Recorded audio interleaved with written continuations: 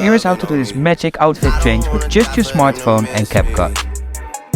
Film yourself jumping into a box with one outfit and jumping out of the box with the other outfit. Now open Capcut and import the videos. Now select the first clip and scroll to the moment where you're about to jump into the box and make a split. Delete the part after the split. Now go to the end of the first clip, go to full screen and make a screenshot. We will need this later. Now follow the exact same steps for the clip where you jump out of the box. Next, find a part in the video where you have an empty screen. Drag the frozen frame between the two clips where you jump in the box and out the box. Now go to an app where you can remove the background of your screenshots and back in Capcut import them as an overlay. Select the first video and drag it under the beginning of the empty video. Hit keyframe and resize the photo to the exact same size of the end of the first clip. Now head over to mask, go to split and split the video exactly on the carton box. Now go to the end of the overlay, resize it and place it under the carton box. Don't forget to go to mask again and reposition the split. Now do exactly the same for the second clip where you jump out of the box but then in the opposite way.